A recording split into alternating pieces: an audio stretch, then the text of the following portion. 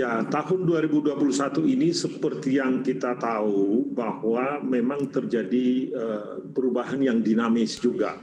Ya, kita semua tentu tidak mengharapkan terjadinya gelombang kedua, gelombang ketiga, dan kemudian terjadi juga varian baru dari virus ini. Sehingga tentu kita harus membuat contingency plan, antisipasi untuk memitigasi risiko. Ya, perubahan-perubahan yang dinamis ini itu memaksa kita untuk cepat melakukan adaptasi. Kita tidak bisa membiarkan masyarakat kita menjadi kesulitan. Ya, kita coba mengurangi beban mereka di tahun 2021 itu. Oleh karena itu, perlindungan sosial yang di dalam APBN 2021 disebutkan awalnya 110 triliun, mungkin akan dilakukan revisi ke atas. Demikian juga biaya kesehatan yang semula diperkirakan itu hanya sekitar 24 ditambah 30-an, sekitar 50 triliun, mungkin juga akan naik sebab terjadi kenaikan daripada jumlah masyarakat yang akan divaksinasi.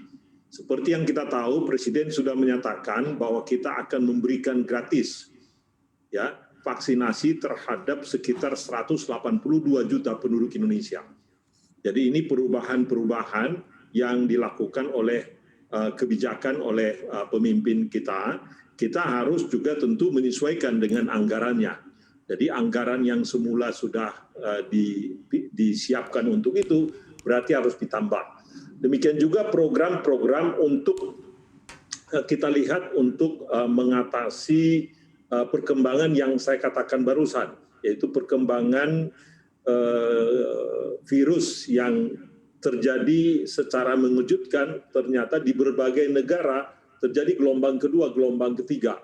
Bahkan negara-negara besar di Eropa, bahkan Jepang pun sekarang melakukan PSBB. Nah, untuk itu kita harus persiapkan juga anggaran.